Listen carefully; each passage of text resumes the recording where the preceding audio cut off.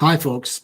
Before we get started, let me make a quick announcement. It may not look like it, but this is the continuation of understanding Trump's America First agenda. What happened, which happens often with me, is God kind of tapped on my door the other night and said, things are happening so fast. What I need you to do is I need you to come in and make a major revision on that presentation.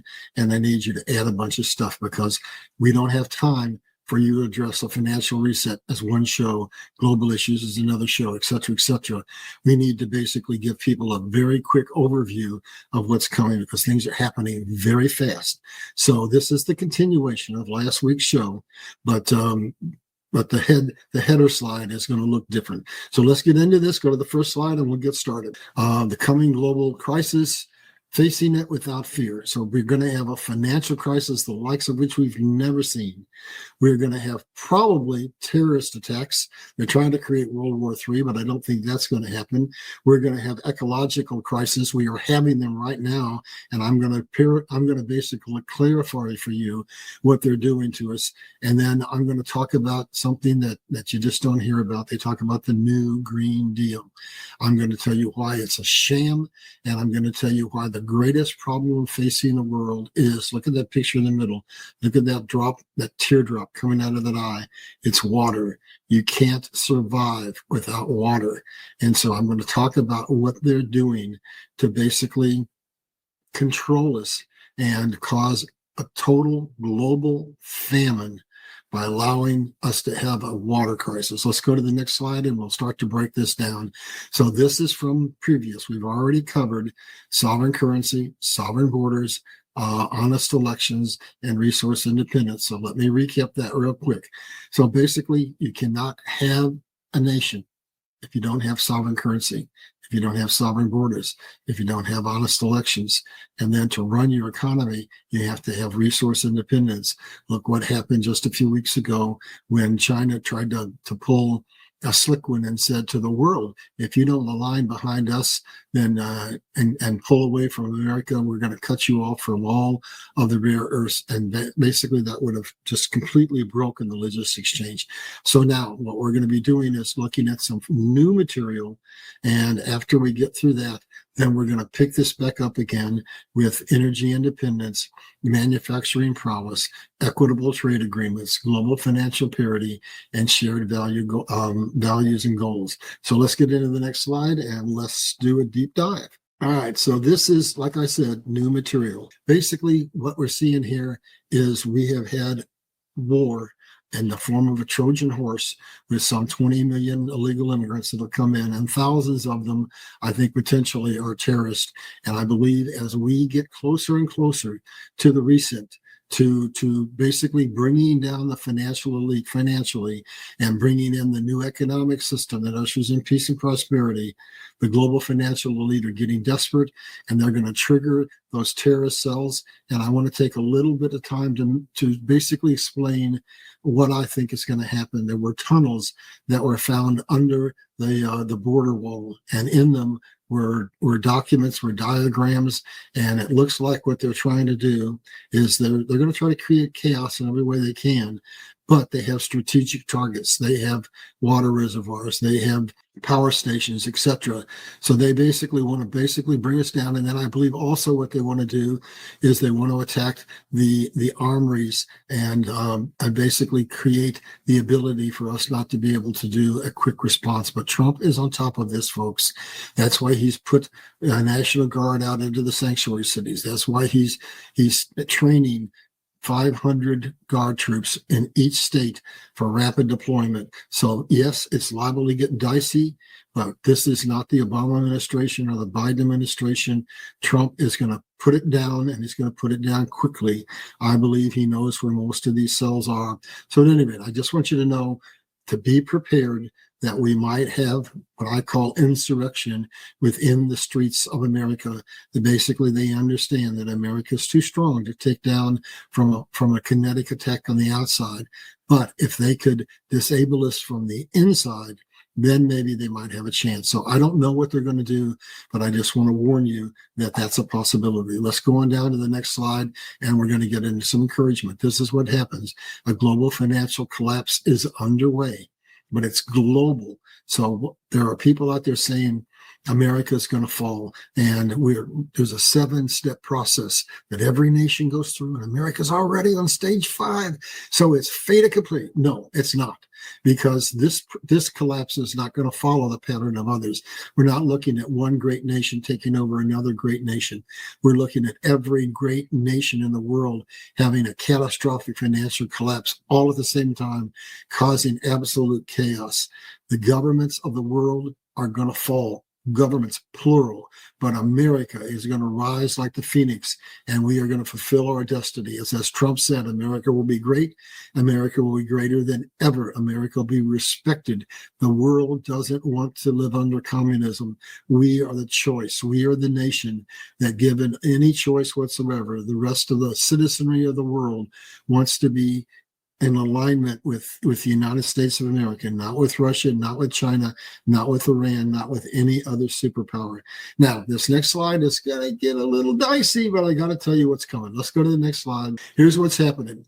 We have had stock market collapses before. We've had real estate collapses. We've had bond collapses. We've never had a collapse where all 3 cylinders of the engine of the economy collapsed at the same time.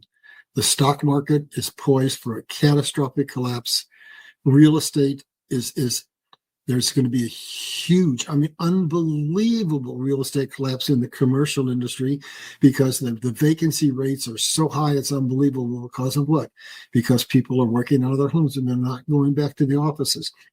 And then the retail real estate market is likewise going to collapse, because the prices are so high that people can't afford them, and they're doing some shenanigans where they're building new homes, but they're building them for rent only, locking people out of the real estate market. That market's going to collapse, and because the dollar is devaluing, that's why prices are going up so much. That's going to affect the bond market. So basically, all 3 engines are going to collapse, but it's got to happen to usher in the reset, where we take the financial control away from the global financial elite and we set up a new economic system that basically is going to see America rise to the forefront, lead the rest of the world into an unparalleled period of peace and prosperity. The collapse will be devastating. It'll be deep. It'll be fast, but the rebound will be quick, because we're going to be running the quantum financial system in the background, and basically there are provisions made to protect your assets. We're running in tandem. However, I have to say, I'm not a financial advisor. I think that the one area, in my opinion, that is at most risk is the stock market. I think what you have in the banks is probably going to be okay. If you have gold and silver in your own possession, that's going to be okay. But I think the stock market is going to take a catastrophic collapse, and here's why. Because we have corporations all over the country, all over the world, that are aligned against us. They are aligned with the global financial elite. So as we bring down the global financial elite, we have to bring down their partners. We have to bring down the banks. We have to bring down the stock market, and we have to expose the election fraud with the government, and we have to purge our drain, as Trump would say, all the politicians, not just in Washington, but at the state level and local level, so we can have a new system, so we can go back and reinstate what America was founded as, a republic. Let's go to the next slide.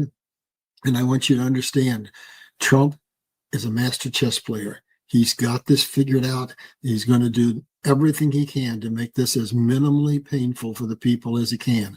So here's what he's going to do. He's going to revalue gold. Gold is on the books at $42. He's going to revalue it at $4,000 or above. That's going to bring us in about $1 trillion. And then he's going to sell mineral rights to our federal lands, which he's estimated might bring us in $150 million. Now, there's more to this, but just take those 2 things alone. That's designed to basically pay down or pay off our debt. We're currently paying over $1 trillion a year on interest on our national debt. That's the largest single line item. It's going to go away. It may not go away instantaneously, but he's going to make it go away. At the same time, he's going to build the economy and restore America's GDP and make us once again the economic leader of the world. What's he going to do? He's going to establish the U.S. as a global leader in crypto. That's very, very important. He's going to devalue the dollar to make the U.S. goods more price competitive. That's why he's putting all the pressure on the Fed. I think if the Fed has not actually fallen, and we just haven't been told it's going to fall, but he has to lower the interest rates, probably because we've got a $38 trillion national debt, and a third of that is due for refinancing this year at high rates. So he has to get the interest rates down, and that's something that just absolutely has to happen. And he's staging us to have a very broad-based economy, not based on fiat currency, but it can't singularly be based on gold. So it's a broad-based commodity-backed system: gold, silver, platinum, copper, uranium, wheat, oil. Anything, any commodity in the world can be used to back the new system. And what does that do? And like in a fiat system where we're vulnerable to having it manipulated, each of those commodities have values in and of themselves. So we get a stable economy. And what we're going to have, for those of you who don't know what this is, I invite you to do some research. But we had the Bretton Woods Accords after World War II, which made America the reserve currency of the world. We're not going to come out of this as the sole reserve currency of the world, but we are going to come out of it still as the principal, most important reserve currency of the world. We're still going to have our clout, and this not total clout. And then the transition from the fiat dollar to commodity-backed economy. That's what's going to come. That's going to stabilize us after we have that very harsh and abrupt collapse. So Donald Trump has got it figured out, and here's what he's doing. I'll make a little bit of an additional statement or two before we go on. What he's done is he's made the choice that our currency, our commodity, not commodity, our economy is going to be based on gold and silver and wheat and oil, but we're also going to be the crypto capital of the world. So once we get our currency to where it's stable, people are going to want to do business with the United States of America as opposed to Mexico, as opposed to China, as opposed to Russia. We're going to be the nation they want to be doing business with because of who we are, because of our power. But also, there's another thing he's doing for a myriad of reasons. People want to deal in cryptocurrencies. The third world countries do not have a lot of banks. So he's also designed into it for us to be the crypto capital of the world. And that's going to be very important in making us as strong as we need to be. Let's go down to the next slide. So this is more of what he's doing. Basically, this is probably going to shock a lot of people. A lot of people think America doesn't have much gold. China has more than us. Russia has more than us. No, this is from the IMF. And guess what? America has more gold than any other nation by far. And if you look up at the top right, here's what Trump is orchestrating. This is from Scott Bessent. The BRICS nations are monetizing their supply chain. The U.S. is monetizing its payment chains. Now, what does that mean? They're monetizing their supply chain because we've had most of our manufacturing gutted. So they're the ones who are making the goods that they're shipping around the world. That's why they're monetizing their supply chain. While America is rebuilding its manufacturing, we are monetizing what? We are monetizing our payment chain. And look over to the next side of this, and you'll see what he's doing. Trump is effectively charging import companies, the goods coming in, a toll fee. It's 10% for using our payment system. That is why Trump is setting the U.S. up as the crypto capital of the world. So everything he's been doing with all of these countries and renegotiating trade agreements, basically forcing the tariffs, there's a 10% slush amount in there in order to achieve what you're seeing here. America is going to have a strong revenue stream. And on top of that, then we are going to come back in and rebuild our manufacturing. The future for America looks bright. Let's go to the next slide. And this is what we're going to look like. Freedom, no more fiat dollar, no more currency that's based on nothing. Every dollar printed creates a bond, which creates a gold obligation, a debt obligation. We're going to have a commodity-backed system. America is going to emerge out of this stronger than it's ever been, and it's all going to be run on XRP and XLM as the rails based by commodity-backed systems, and basically with America being the crypto capital of the world, meaning just for nothing more than convenience. If the US dollar is strong, the world will prefer to US dollar. That is going to make what BRICS is doing backfire on them. They don't have the leverage that people think they have. Let's go on down to the next slide. And we've covered this before, but with the fear that I think people are having, I want to basically go over this very quickly. This has been trying to be burst since the assassination of Kennedy. I'm talking about Nasara.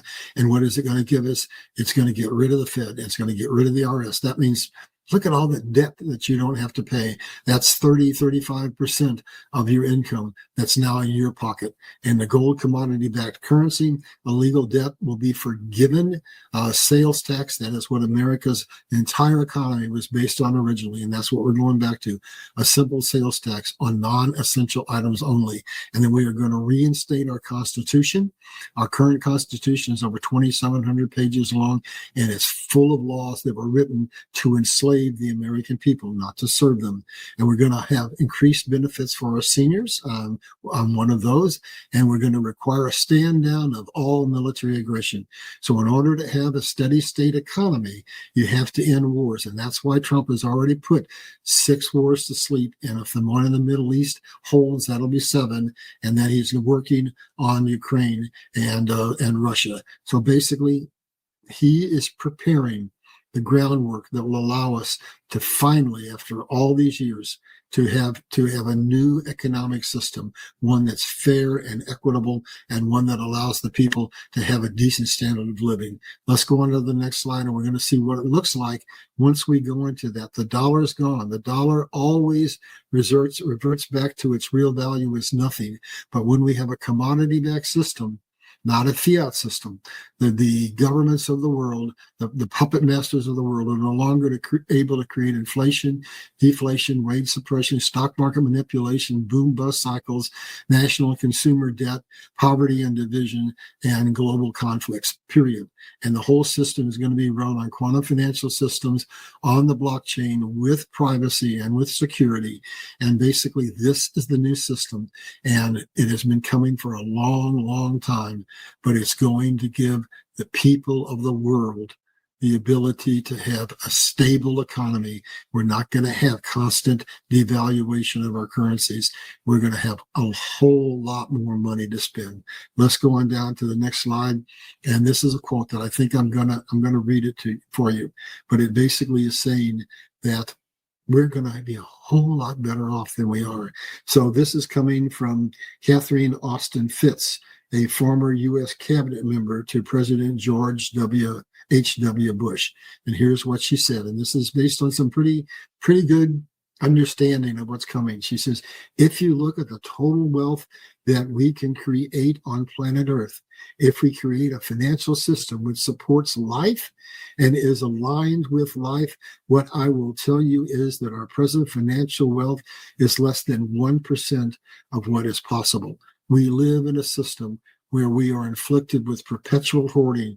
All the necessities of life are made so expensive that we basically can't control them. So the global financial elite are controlling the money. And by controlling the money, they're controlling our access to housing, to food, to water, to shelter, to healthcare, to all the necessities of life. All of that is going to change.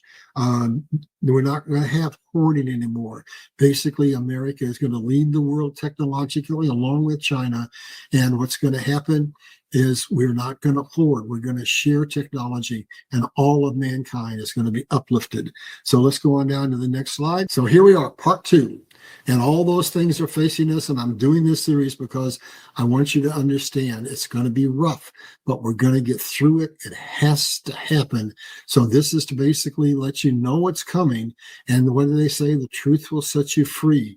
So if you know we're going to come through this and come out on the other side far better off than we are, hopefully this will help you get through this without getting too stressed out. So let's go down to the details and dig into this and see what it's going to look like. So we're going to be talking, as I said, about climate change and about energy. So basically, here we are. We must have energy independence. And why is that so important? Because energy is probably the biggest single control mechanism that they have. Basically, by driving up prices for energy, we need to understand every item you've ever bought in your life or will buy, the principal cost is energy.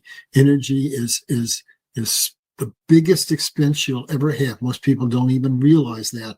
And so because of that, we have to change the dynamics of the energy industry and get out from under their control. So let's go to the next slide, and we're going to start to dig down as to how we do this and to what it means when they are able to control. So because they control the energy, and we're going to get into this a little deeper, they're trying to create a global famine. They're poisoning our oceans, which we have the ability to clean up. We can fix that problem. And they're killing the insects, because when it's all said and done, they really want to destroy most of the human beings. They call us just useless eaters. So 80% of the bees have died. And without what does that do? That affects the ability to grow food. So we're facing a clean water crisis that we can fix with free energy. We have the microplastics in the oceans, and that's so important because those are colored little particles, and the fish see that and they think it's food and they eat it, and it's killing us. It's devastating our oceans. And we're poisoning the insects, we're poisoning the air, we're poisoning the land, we're poisoning the people, but we have the ability to clean it all up. But we need free energy in order to be able to do it. Let's go down to the next slide. And this is the overall objective of the global financial elite. The planet is basically on an extermination trajectory if we don't stop. Their stated intention is to exterminate 7 billion of us as useless eaters, because they say we are consuming too many of what they consider to be their natural resources. That's a lie from the pit of hell. The waste that we have is because they insist on making products that are designed to basically self-destruct in a matter of months or a year or two, when we have the ability to make products that can last for a lifetime. And if they break, that can be repaired. So we need to have a new, completely different economic model, one that's not based on waste. Let's go to the next slide, and we'll break this down a little bit further. This slide is very important. This shows you what I mean when I say that we can't stabilize this economy. We can't save this planet unless we have free energy. So look at the top row there.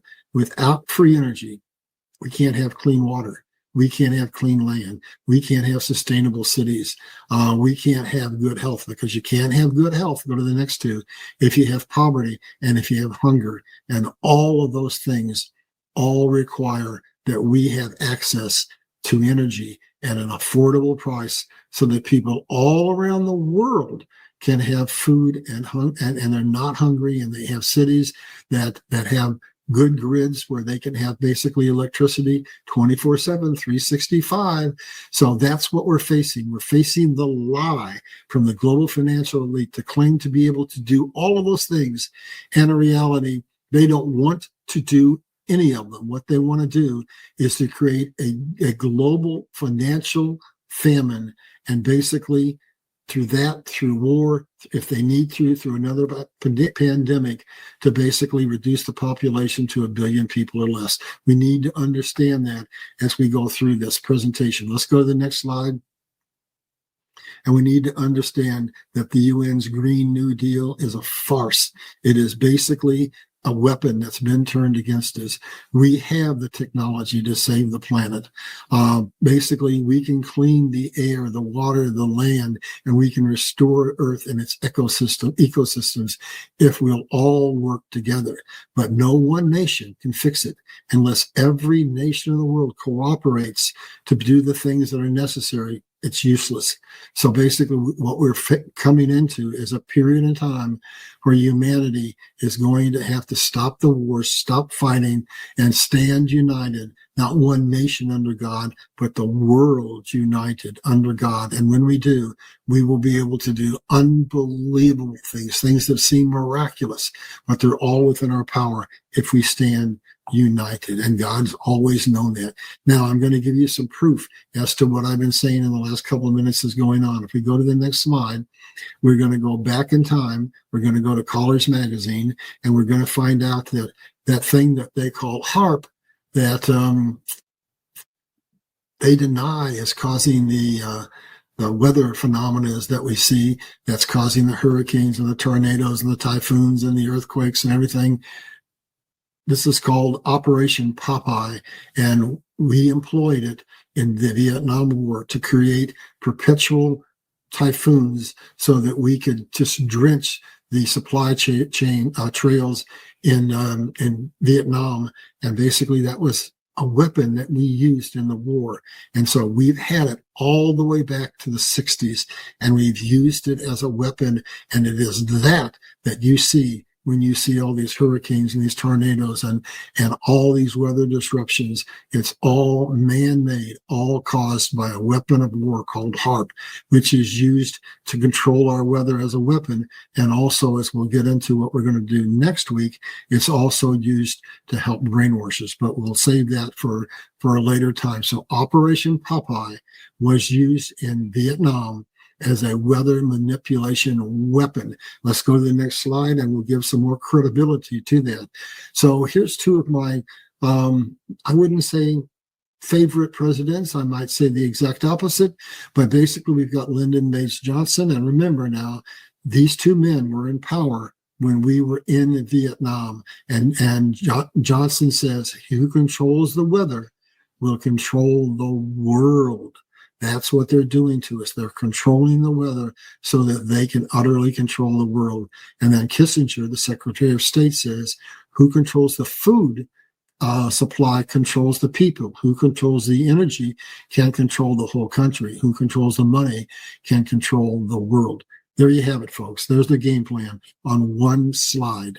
And it all relates to energy. It all relates to money. We've got to have a financial reset, and we've got to get this weapon, this HARP, basically neutered. And we can use it if we get control to basically stabilize our weather instead of causing the extremes that we have right now. But these men are actually confessing to what they've been doing. Let's go to the next slide, and we're going to break down HARP a little bit more and let you know. So those chemtrails you see in the sky, that's basically them poisoning us, that's seeding the clouds, etc. And those antennas, there are 800 of them up in Alaska, plus they have mobile units. They are what is causing all these weather disruptions. If you go to that picture over to the far right, that is God's hydrologic system, and it's beautiful. It simply says that 70% or more of the earth is water. As the sun heats it up, it evaporates. It causes a river of water in the ocean in the form of the clouds, and they have tapped into that and used it as a weapon. But if we have free energy and if we control HARP, then we can turn that weapon into something that can absolutely make the earth blossom. Our lakes and rivers and aquifers are intentionally being dried up. But with free energy, we can basically pull water right from the atmosphere, and we can have clean, fresh, drinkable water, irrigatable water anywhere in the world. Now, that alone is not the total solution, but it is a monumental solution. You're going to see other things that we're going to need to do as we go through the next slides, but this has to be given to humanity. We are wasting. We're basically, look at that picture up to the left. We are irrigating through the most inefficient system possible. When you irrigate like that, basically most of the water evaporates. It's wasteful. But other nations of the world have drip irrigation, etc. So we're gonna go through in a minute some of the emergency things we need to do to prevent this famine that I'm talking about, and then HARP. And one other thing I'm going to show you is the long-term solution that will regreen the entire earth. So let's go to this next slide, and we're going to get into the emergency steps steps that we need to take. What you see right there is very simple. Now, there's 5 or 6 other ways they regreen deserts. But this one here, what they're doing is they're making areas that are catches that will catch water so that we can grow vegetation. And what you see is year 1, year 2, and then I took a separate picture to show you a little bit more. That desert in the is basically regreening. The whole thing is going from a barren desert and it's changing. It's just like we're coming in and taking a paintbrush and painting it green and bringing it back to life. But here's the things we need to do on an emergency basis. Access to water from our Cascade Mountains. So the people who control us, who want to see the aquifer in California dry, and want to see the Great Plain aquifers dry, want to see Lake Mead dry up, want to see us have a famine in the world, because the U.S. feeds 100 nations. If our aquifer in California dries, that basically most of our vegetables. If the aquifer in the Great Plains dries, that's most of our wheat. And also, if you go down into Mexico, the northern part of Mexico is where we get our winter vegetables. So we have the Cascade Mountains, and all that snow melt that comes is flushed out into the ocean. It could be redirected into California to grow our vegetables instead of taking thousands of acres out of production because we don't have any water. And then we could do what Israel and other nations do. We could go away from the wasteful form of irrigation that we have with the sprinklers. We could go to drip irrigation, and basically that would make the water that we do have go so much further, it's not even funny. And then there are nations in the Middle East that don't have a single river, that are able to grow enough food to be self-sufficient, and some of them even export. What they do is they take every little catch, every little drainage ditch, and they put a dam across it, and they collect water. They're not damming up major rivers because they have none. They're just trying to catch all the water, because when you have a desert environment, the soil is dry and all you have is flash floods. So they're basically intersecting those areas where those floods occur, putting a dam across, and instead of allowing that water to be wasted, it's used. It's basically used to benefit and to provide them with the water that they need to grow their food. And then we got to go back to HARP. HARP is used for humanitarian purposes instead of a weather weapon. That's something we have to do immediately. And if we do that and all these things, then all of a sudden we're on the way to regreening those deserts. And now to fill our aquifers, it's going to take a little more. But the biggest thing on that list for America is to basically stop the bull that's happening in California, where they say this little minnow, because of him, we have to flush all that water out into the ocean, and we have to basically cut production of thousands, maybe millions of acres of arable farmland in California. It's just a ruse to basically bring in what they want to bring in, which is the largest famine the world has ever seen. Let's go to the next slide and we'll break this down a little deeper. This is the system that God made. This is the system that keeps the world in balance, unless, of course, we come in with our technology and disrupt it. So basically the water evaporates from the ocean and clouds, and they follow a predictable pattern using the jet stream.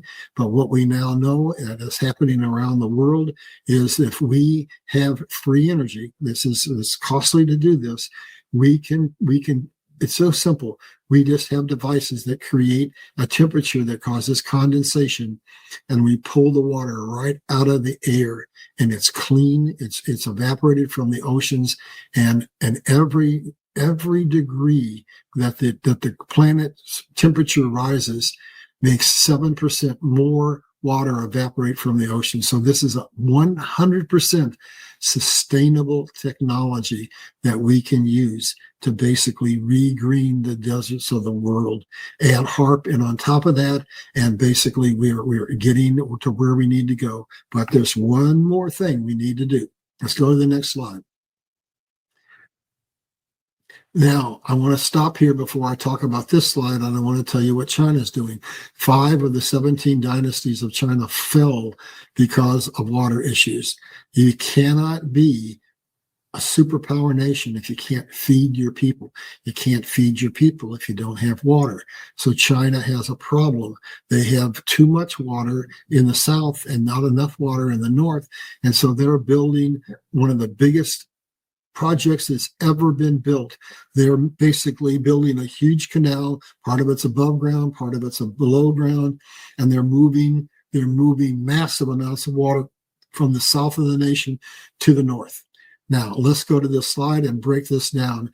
This is a project that was proposed back in the 60s. They looked into it. They said it is entirely feasible, but then they didn't do it. So here's what we need to do. This is the last thing we need to do to assure the long-term survival of America, to assure that we don't have a global famine. Because if America and the northern part of Mexico don't have any water, we feed 100 nations of the world. We're one of the biggest bread baskets in the world. So what is happening here with these lines that you see is up in Alaska, there's a river, the Yukon, the Leonard and the Peace Rivers. Two of them are in Canada, one is in Alaska, and they, like the Cascade, dump out into the Pacific Ocean. And we can capture that water. Instead of letting it dump out into the Pacific Ocean, we can channel it, and we can channel it down through the breadbasket of Canada, benefiting Canada, come down into the United States, essentially into the western portion of the United States where we grow most of our vegetables, and then down into the northern part of Mexico where we get our winter vegetables. And we can use that technology and other technologies, and we can refill our aquifers, and we can have a long-term solution that says we're not going to have that famine. We're not going to be able to be put into a situation where we can't feed ourselves, much less feed the other people of the world. This is critical. It's going to cost $1 trillion. And it's going to take decades. So we need to go back and think about those short-term emergency solutions that I provided. They need to be implemented immediately. And we need to get together with Canada and with our leaders in Washington and with Mexico, and jointly, we need to fund this project. It is going to be the lifeblood of the future for all three nations.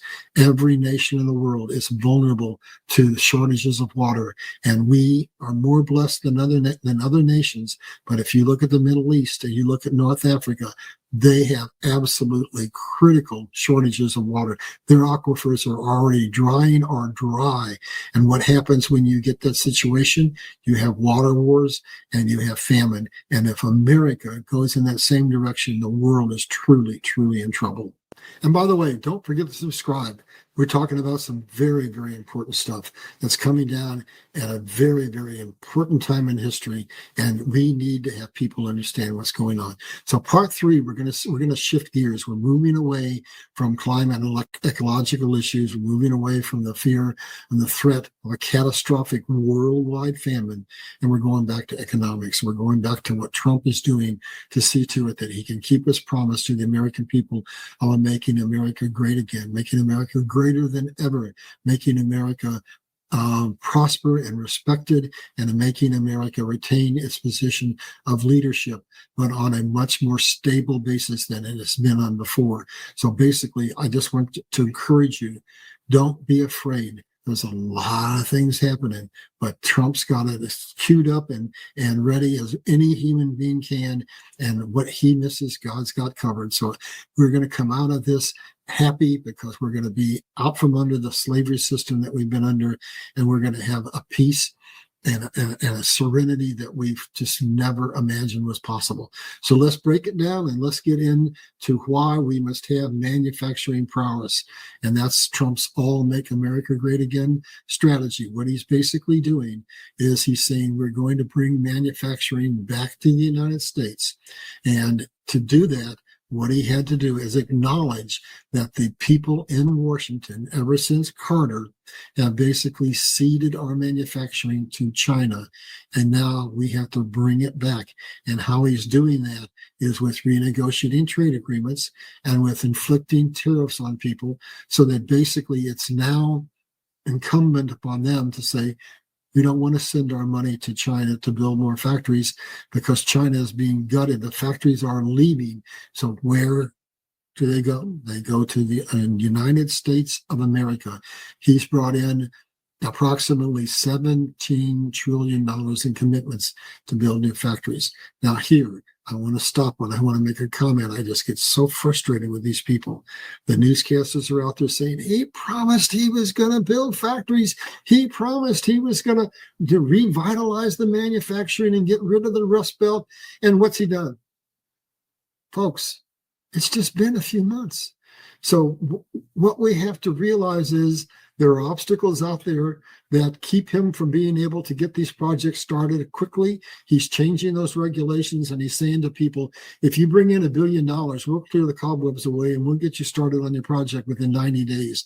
So it takes you, depending on the size of the factory, it can take a year, 2 years, 3 years to build it. So yes, this is the future. The future is a new American financial base based on getting back our manufacturing prowess, based on moving from the number 2 position back to a rightful number 1 position.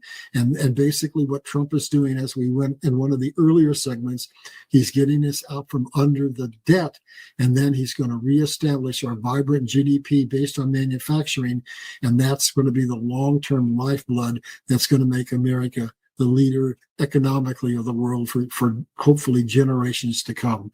So basically, he is doing everything he can to restore our manufacturing base, but we need to give the man a little bit of time. So basically, what's he saying to these people? I'm not extorting you. He's saying make your products outside of the U.S. and you'll pay tariffs. But if you don't want to pay tariffs, basically build them in the United States, and you'll get some of the lowest taxes in the world and no tariffs. What he's doing is going back to things that are absolutely proven. He's going back to something that most Americans don't even understand, the American economic system. That is what made America great in the first place, when we put what? Tariffs on England, forcing products to be too expensive for the American people to buy from England, forcing us to innovate the Industrial Revolution. We're doing it again. But what did that strategy accomplish in the first place? We became the only system ever devised, the tendency of which was to do what? To elevate while equalizing the condition of man throughout the world. If you look at what England and all the European nations have done, the first world nations, during our entire lifetime, they have committed Western hegemony against the world. And what does that mean? That means that they had the money, and he who controls money controls the world. And they saw to it that the resource-rich nations of the Southern Hemisphere were not given the infrastructure they needed in order to capitalize on their vast resources. And so they kept them in poverty. That's going to end. The American system is going to be reestablished, and we're going to basically share technology with the world, just like we did when we became the innovators of the Industrial Revolution and shared the railroad, shared the automobile, shared the assembly line. We're going to do it again. And that's why Trump, in his first term, basically got the Supreme Court to hear the Chevron decision. And for those of you who don't know, basically that freed up 5,000, I think it's 915 shelved patents that were shelved because they declared them to be a national security risk. No, that's not what it was. They were shelved because they threatened the $7 trillion energy industry in the United States of America. That door has been opened, and that also is going to take some time. We're going to have to continue to basically be dependent on fossil fuels, not inefficient wind power or solar, but on fossil fuels for the next few years while we gear up and get those factories going, get that new technology out, and we move into basically energy that is virtually free, that is absolutely clean, that is going to reduce the price of every item you will buy in the future by as much as 50, 60, or 70%, depending on the complexity of the logistics change. And I'm going to give you probably the most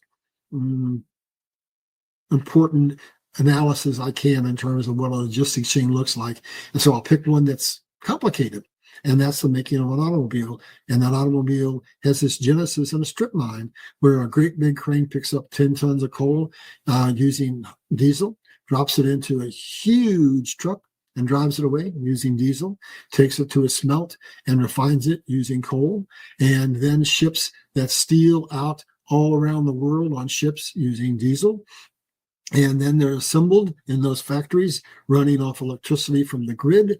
And then they're put in ships or in trucks and shipped around the world, again, using diesel.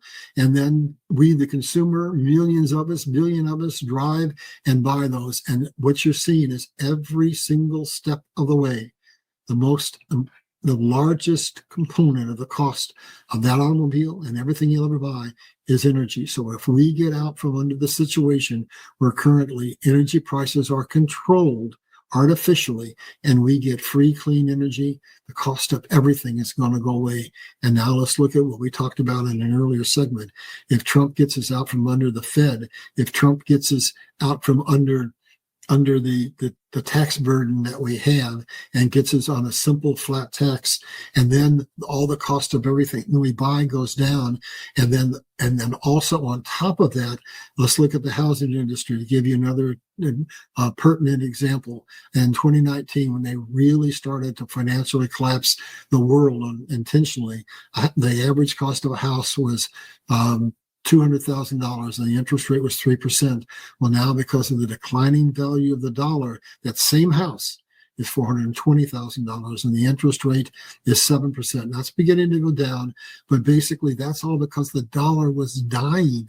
Now, once we go back to the new economic system that's based on commodities and the dollar is worth $1, you're going to be able to go back and look at history and look at the 1950s up to the period of 1971 when the dollar was worth $1. And it's going to be very obvious to you that that $420,000 house is going to cost somewhere between $20,000 and $40,000. You put all that together, folks, and you're going to have such financial blessings that you cannot even imagine. And then on top of that, go back and look at the earlier segment we did and look at the blessings that are going to come to you through Nasara. And what you're going to see is that quote that I said that said that basically our current economic standard of living is 1% of what is potential. We are going to see God's blessings pour out on us to a degree and in ways and manners that we cannot even imagine. So let's get back to what Trump is doing, back to the tariffs. And basically, we are basically going to implement the very thing that made us the richest nation in the world. Look over to the left-hand side. In 1876, the fledgling United States of America, the youngest nation in the world, declared at a world fair that had some 10 million people come from all around the world to see the amazing technologies of the United States. 34 years earlier, we were in bankruptcy. Now in 1876, we declared America, the youngest nation in the world, is now the wealthiest nation in the world based on exactly the strategies that Trump is implementing right now today. So all those people who say poo-poo to tariffs, go back and open up history book and find out what the real truth is. Let's go on down, and I'm going to do a summary here that's going to kind of, refocus things for you. This is what Trump is doing with his Make America Great plan. Basically, he's creating the foundation that's going to take America into the next 100 years. And here's what he's doing. What he's doing is cause the U.S. debt crisis to, I'm going to go back. You're going to have to edit this, Curtis. Basically, what's happening is now we're having, oh, God. Okay. I'm going to start over on this part. You're going to have to edit this out. So what Trump's policies are doing is creating financial stability for the United States. He's basically creating a situation where the cause of the U.S. debt crisis is intentionally losing trade, and he's changing that.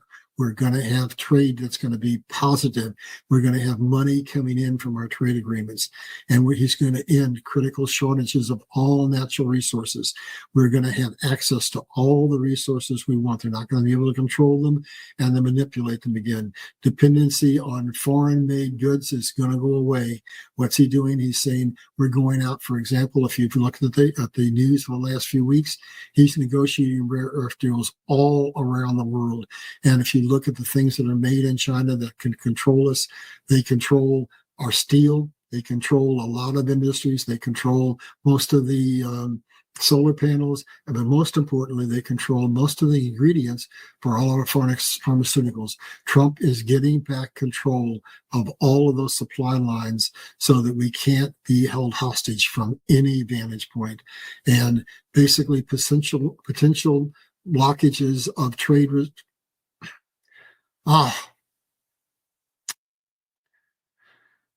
I'm going to start this slide over. So what's Trump's Buy America agenda entails is the following.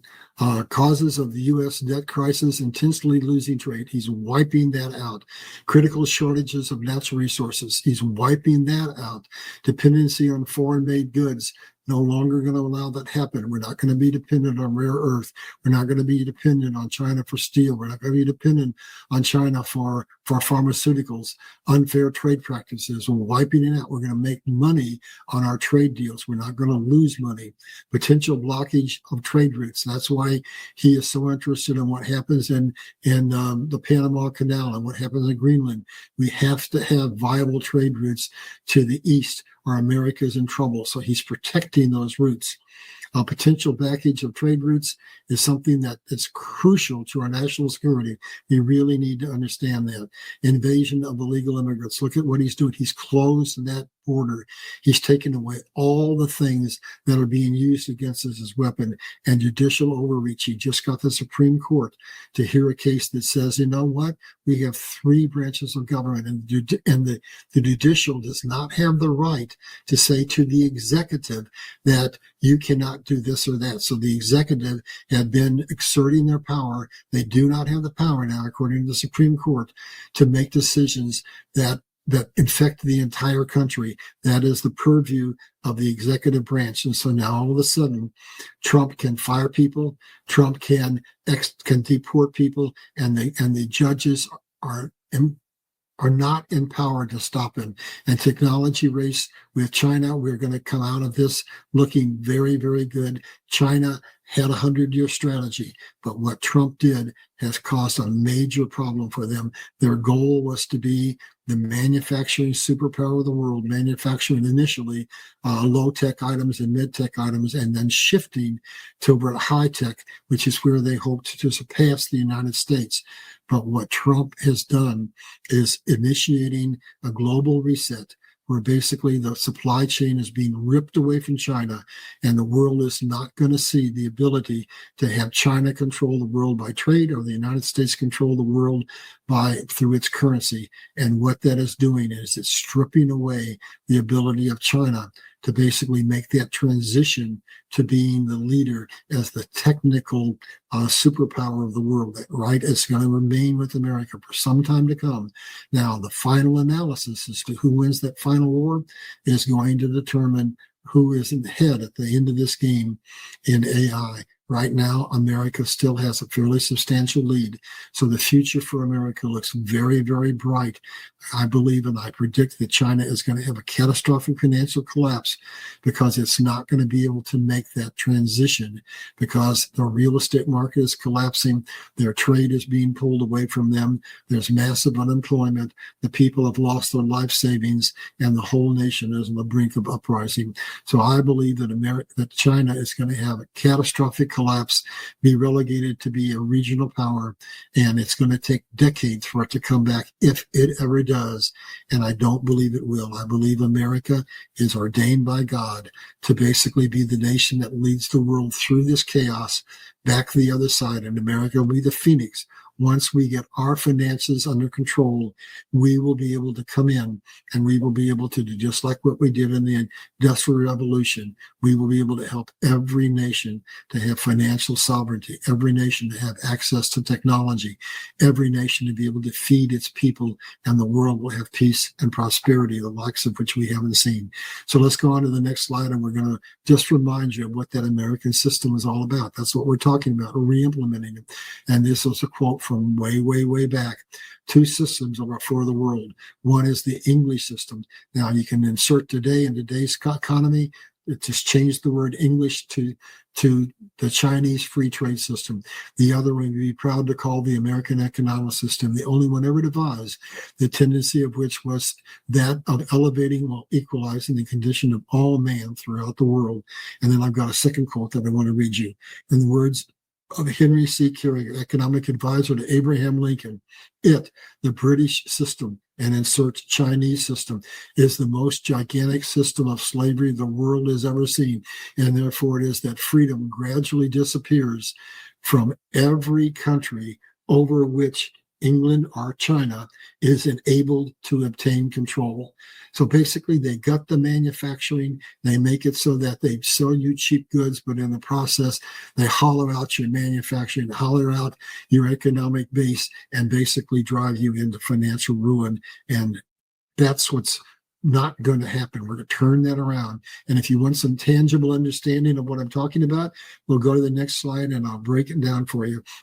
So the goal of the global financial elite, they were puppeting Carter as they have puppeted virtually every president since McKinley, with the exception of Eisenhower, the exception of Reagan, and the exception of Trump.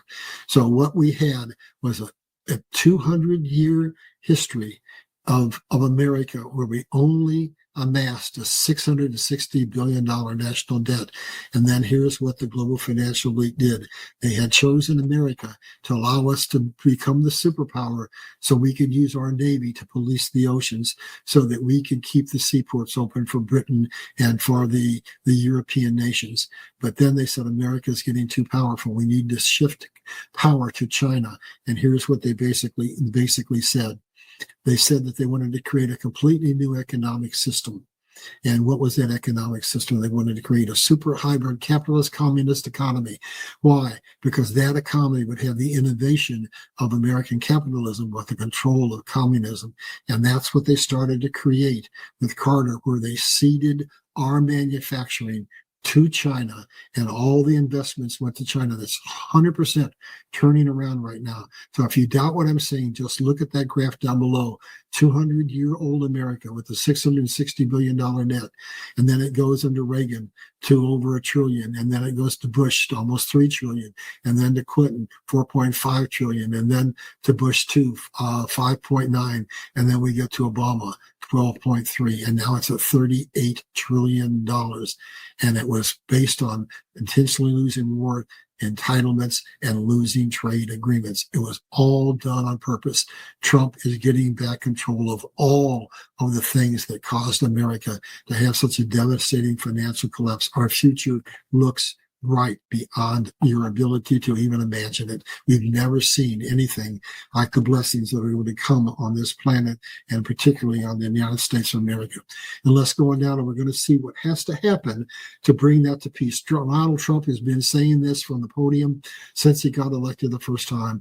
And now I'm thinking of Iraq with the dinar, and I'm thinking of Vietnam, and I'm thinking of all those other currencies around the world where we went in and bombed the heck out of them when their currencies collapsed.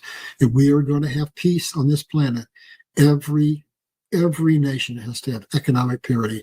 It was Eisenhower who said, is there any man, is there any woman, is there any child that doesn't understand the principal cost of war on this planet is economic inequality between nations? And so Trump is saying all those currencies have to be reset. And we're very close to the dinar being reset and the dong being reset.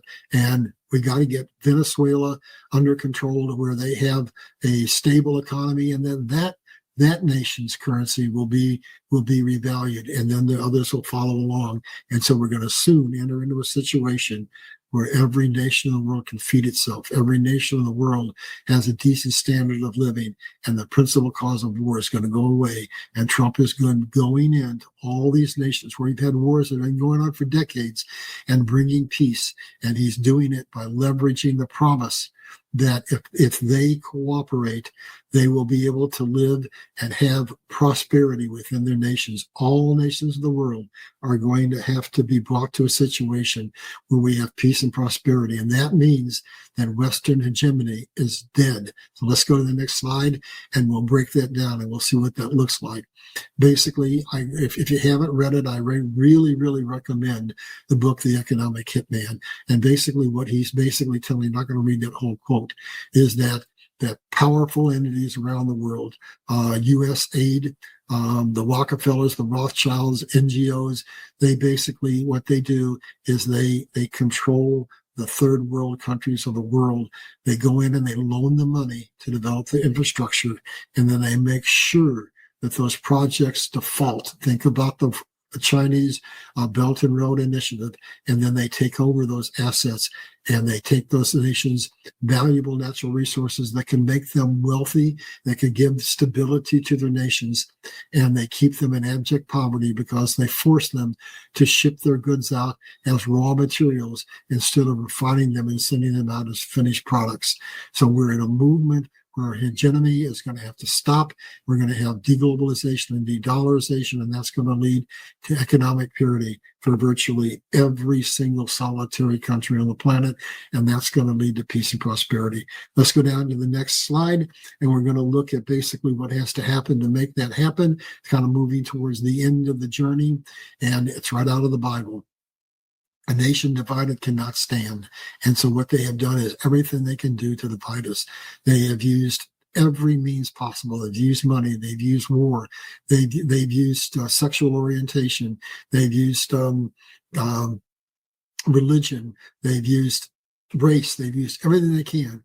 What we have to come to the understanding of is that peace and prosperity are only possible if all the nations of the world stand united and cooperate and address the crises that face this planet. And one of the biggest ones is getting water, so where we don't have a worldwide global financial collapse, and where we don't have billions of people starve to death because of famine and pestilence that follows. This is crucial. We need to learn to understand that we have to stand together. And where did all this brainwashing start that they have inflicted upon us? Let's go to the next slide, and we're going to see that they have some essential core understandings. Joseph Stalin said that America is like a healthy body, and its resistance is its patriotism, its morality, and its spirituality. If we can undermine these three areas, America will collapse from within. So, man, have they attacked the family? Have they attacked our ability to go into our schools and pledge allegiance to the flag, to pray in the schools? Have they attacked the family with their same-sex marriage policies? Have they attacked religion? Absolutely, because the whole idea was to weaken America from within, and then you layer on top of that the incursion of some 20 million illegal immigrants that are designed to economically collapse us with all the entitlements that they get, and then to also work as an army of surgeons to basically be a Trojan horse to at some point in time bring terrorist attacks against America from within our own borders. So let's go down to the next slide, and we'll see the basis of what's necessary if we're going to transition into this new economy of peace and prosperity. We're going to have unity. We're going to have patriotism. We're going to have to have faith back. We're going to have communities again. What they've been doing in the real estate market is making it so that it's almost impossible for younger people to buy a home. All the homes, if they can afford them, are for rent, and that destroys the sense of community. We're going to have to go to the Bible and understand that the most important thing in the world was basically answered by Christ when he was asked, Master, what is the most important scripture in the Bible? To love thy Lord thy God with all thy heart and all thy soul. And the second is unto it to love thy brother. That means we got to love our humanity, and we've got to treat people fair. And the core of how we do that is right in the center. We have to have election integrity. We have to have secure borders, and we have to have sovereign currencies, because whoever controls those controls all the spheres of influence, and it can either be used for good or it can be used for evil. Right now, it's been used to enslave us and to control all the necessities of life. But in the new economic system that's coming, it's going to be used to free us. We're going to have freedom, the likes of which we cannot even begin to imagine. Let's go down to the next slide. And this is what the world is going to look like. This is where we start to cooperate. We start to put solutions into place, and we start to see the future that God wants us to have. Regionalization and decentralization. So basically what happens is now we got the manufacturing power of China, and we share it with nations all around the world. And trade decentralization occurs. So they don't have the ability to basically intersect the logistics chains and make it so you can't get an iPhone for a year or a car for a year. Monetary decentralization. There's going to be several currencies that will be considered reserve currencies, but the United States will be the dominant one because of the things that I outlined in a previous section here. And wellness will be, we're going to get back our health.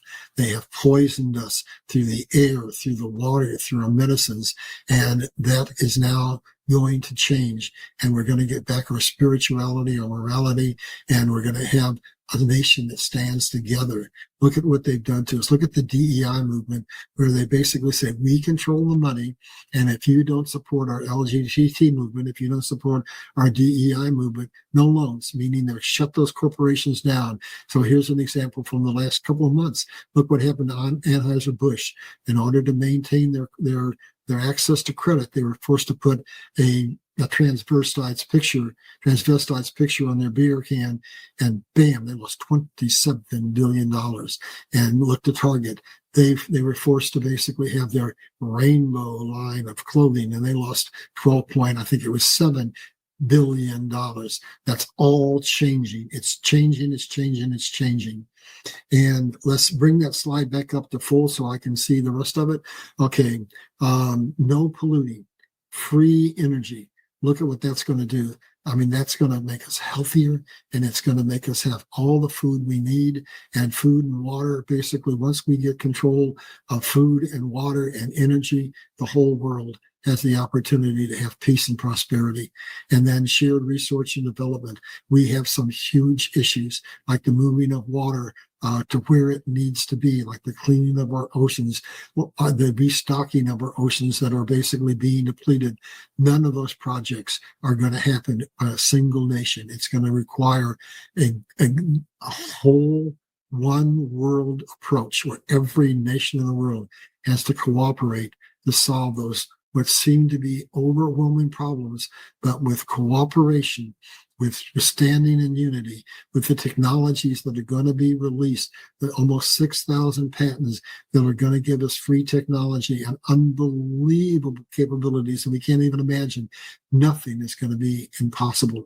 Shared R&D and natural resources will make the world blossom like you can't believe, and global parity will create that equality that brings peace to the world. And having a global military non-aggression agreement, which is why Trump is going around the world creating all these peace agreements, will usher in an unparalleled period of peace and prosperity in the world. Let's go on down, and we're just about done, folks. So here we are. This is what God ordained. This is what Trump is orchestrating. This is what I believe the nations of the world want. Don't think about it in terms of what the global financial elite want. They're going to be basically stripped of their power. And what we're going to get is we're going to get what you see here. The world, the people of the world don't trust communist regimes. They know that America's done some bad things, but they also know we've been puppeted by the global financial elite. Once we get out from under them, there's no nation in the world they would rather have lead the future than America. We are the only really, truly free superpower in the world. And that's just why the world wants to see America be victorious. And basically, America is going to bring to the table a diverse and abundant natural resources that will be able to see us lead the world into a future of technological advancements, the likes of which you can't even imagine. And a diverse and innovative technology industry. Basically, America innovated what? The Industrial Revolution, the .com, the internet, the computer. And America has some 6,000 patents stored up where we are going to innovate our way out of chaos into a future that's so amazing that we can't even imagine.